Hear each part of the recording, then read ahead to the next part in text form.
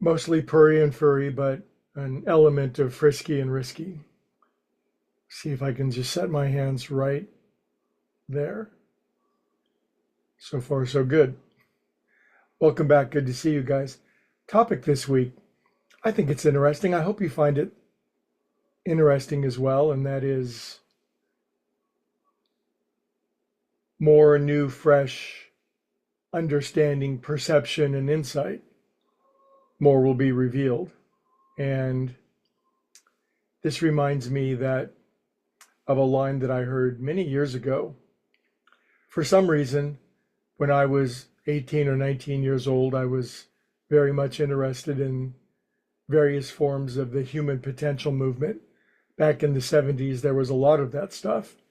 And it was good stuff. It was a lot of human beings seeking and with a lot of experience and a lot of insight and a lot of innovative ways to communicate universal principles. And looking back on it now, there seems to be a bit of, I don't know. Some people seem to make fun of it, but be that as it may, it was state of the art for the day, so to speak. And there were a lot of good people doing a lot of good things. But of those many, many, many human potential, I could name 10 of them that I did. But one of them that I did at the age of 18, when there wasn't a lot of 18-year-olds doing it, was est.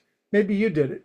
But be that as it may, there was one time there was an interaction. They had these guest nights where people would bring their guests and find out about it. And it was always interesting and stimulating. And people would ask questions and listen to testimonials, blah, blah, blah. And one guy was just really, one of the guests was just really a stick in the mud. He was a know-it-all, and he was just arrogant and opinionated, and there was nothing anybody was going to say to him that he didn't already know. In other words, the words I know were almost always ready to come instantly out of his mouth as his first reaction.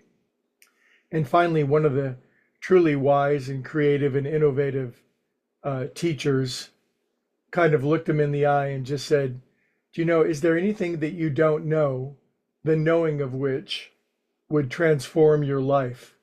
Is there anything that you don't know, the knowing of which would transform your life?" And the guy just, for some reason, that line hit him. It was almost like you could see he was being hit in the head with a forehead, because the line carries such weight. Is there anything that I don't know right now, the subsequent knowing of which will entirely transform the quality of my life? Well, that's obviously true, because I clearly don't know everything yet. I've accumulated a little bit of wisdom. I got a couple of tricks up my sleeve. I've got a couple of learned habits and patterns. I've got a database. I can refer to it.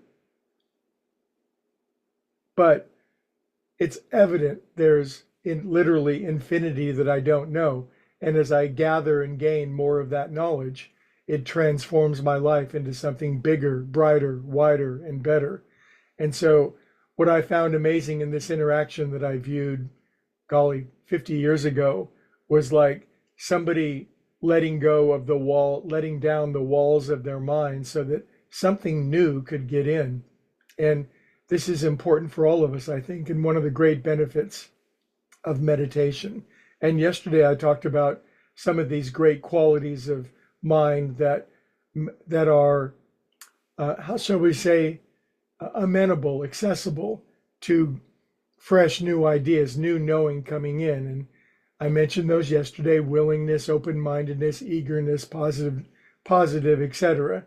But today I'm going to talk about one quality that could be the most important, and that is stillness of mind.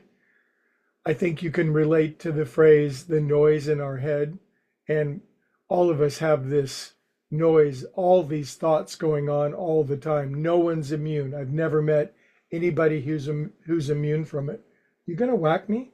So everybody's got the noise, but the question is, who has the stillness of mind so that we can hear something brighter and finer. And in yoga, it talks about this noisy mind. It's called manomaya kosha. It's a layer of mind, just a lot of activity. It's a lot of thoughts. Nothing wrong with it per se, unless that's all that there is.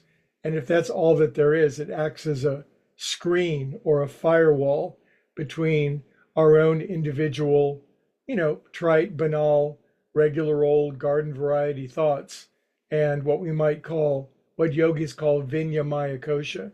Vinyamaya Kosha is the realm of wisdom thoughts. That's not only is that peace, joy, bliss, harmony, organization, productivity, truth, beauty, and love, but it's also all the ideas that we haven't thought of yet. It's also all the ideas that humans haven't thought of yet. And as a great writer once said, the Romans could have had the automobile and the Greeks could have had the telephone, but they just weren't ready for it yet.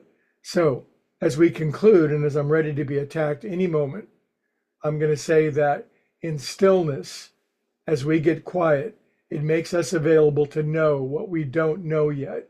It makes us ready to hear what we haven't heard yet. And the truth is, that's always being broadcast. It's always being sent. But some minds will receive it, some won't.